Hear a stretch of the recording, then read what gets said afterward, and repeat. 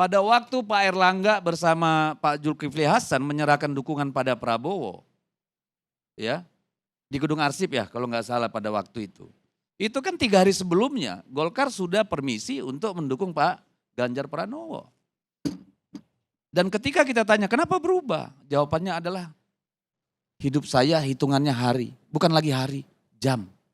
Oh gitu ya, oke, nggak apa-apa. Demikian juga yang lain-lain. Dan itu direproduksi kembali sampai ke pilkada hari ini. Makanya gaduh urusan Banten. Sampai ada kabar yang namanya Airin mau dijadikan menteri pengganti peranan wanita. Nah, gitu kan. Gaduh pilkada DKI dan Jawa Barat. Urusannya nanti ganti Menkumham. Supaya ini partai-partai jangan nyalunin si A. Kan gitu nih urusan. Jadi semua kekacauan ini urusannya adalah dengan syahwat kekuasaan. Jadi kalau misalnya kemarin Pak Luhut Panjaitan bicara solid segala macam, kita sudah nangkap gejala-gejala itu akan terjadi sesuatu. Dulu Budi Ari temannya Silver ini pernah ngomong nanti habis pilkada, habis pileg, pilpres banyak yang masuk penjara ini barang. Terjadi. Iya kan? Kalau kalah, menang pun ternyata kena juga Pak. Kan gak ada jaminan, jadi tergantung. Dan kemarin saya melihat sekelebat satu gambar yang sangat membuat saya terkejut. Sampai saya terpelongo. Gambar apa itu? Gambar ketika Pak Prabowo ditanyain tentang keberlanjutan IKN.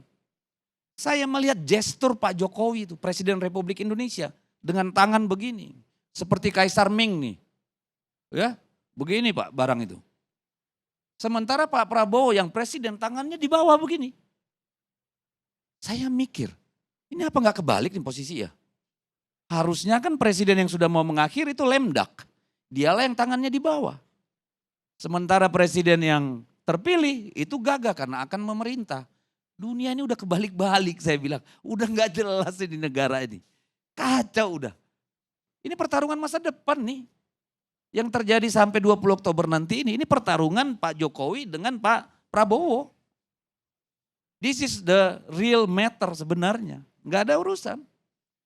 Ini adalah urusannya bagaimana setelah 20 Oktober Pak Jokowi tetap menjadi kingmaker dan Prabowo tetap bisa dikendalikan. Which is itulah yang dibicarakan publik hari-hari ini. Makanya seorang Kodari berani bilang, pohon besar kalah sama tukang kayu. Kodari lo ngomong sambil ketawa-ketawa.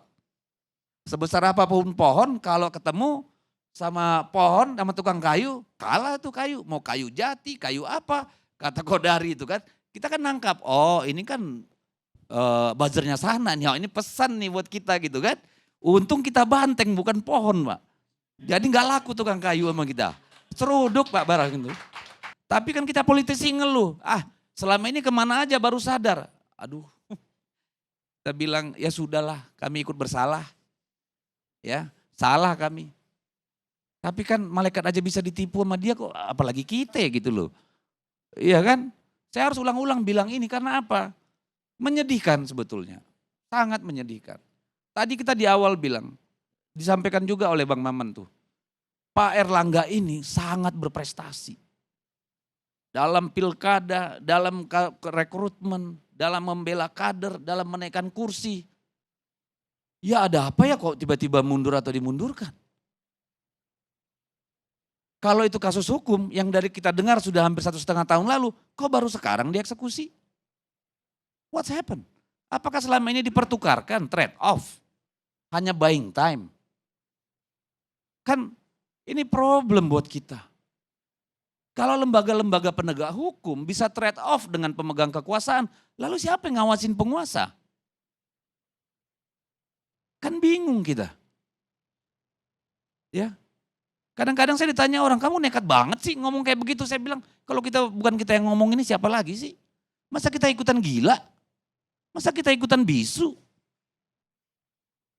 Gak tahu saya mau bilang apa lagi. Buat apa dulu kita berdarah-darah lawan Soeharto, lawan Orde Baru? Ya, setiap kita ngumpul begini udah pestol. Atas nama undang-undang pertemuan ini kami bubarkan. Bolak-balik kita keluar kantor Koramil, kantor Kodim. Terus kita ngadapin begini lagi. Gila apa kita ini? Entah kita yang gila, entah siapa itu yang gila, nggak tahu saya. Mungkin kita udah gila bareng nih. Jadi udah nggak jelas lagi kegilaan itu. Karena udah bareng-bareng kita gila ini. Nggak jelas lagi mana yang benar, nggak jelas lagi mana yang batil, nggak jelas lagi mana yang etis. Udah nggak ada. Petugas Sebentar dong, partai tadi harus Anda udah ngomong. begini. Tadi Ya. Anda udah ngomong kan, gantian lah. Kau karena terlalu lama sama Jokowi jadi gitu. Untung gua udah kabur gitu loh. Soal campur tangan Pak Jokowi, rakyat tahu, udah deh capek. Tidak semua yang kita tahu harus diomongin di sini, ntar malu kita semua. Ya tapi kalau nggak ada di hati kita sedikit pun, untuk mengakui kita ini nggak di jalan yang benar, I don't know what to say, gitu aja. Bro, campur tangan Pak Jokowi silakan diomongin aja bro. Nggak ada Kenapa? masalah, supaya rakyat Oh. tahu, supaya kita semua paham. Saya dari tadi nggak ada nyebutkan campur tangan Pak Jokowi loh, Anda yang mengulang-ulang. Ada nggak saya tadi nyebut campur tangan Pak Jokowi? Nggak ada, dia ini merasa bersalah bahwa nggak ada Pak Jokowi campur tangan. Apapun yang Anda bilang pasti kebalikannya itu udah rumus di rakyat hari ini. Ya, kalau Pak Jokowi bilang tidak ada campur tangan ya artinya campur tangan itu bahasa media sosial loh. Silakan dicek gampang, saya tinggal screenshot banyak banget tuh. Ya, jadi ginilah. Kita sudah tahu dulu ketua-ketua partai ini sebelum pemilu itu sudah pernah dipanggil, sudah pernah dibicarakan di publik segala macam. Tapi kan kita nggak mungkin bicarakan semua yang behind the door, all this dirty politics di tempat-tempat seperti ini. Tapi jangan dipancing-pancing juga kita gitu loh. Karena ada saatnya juga kita meledak gitu. Iya kan, situ punya, kita juga punya gitu. Menyala bosku, Iya, silakan. iya. Memang waktunya menyala, kalau nggak menyala gosong kita ini.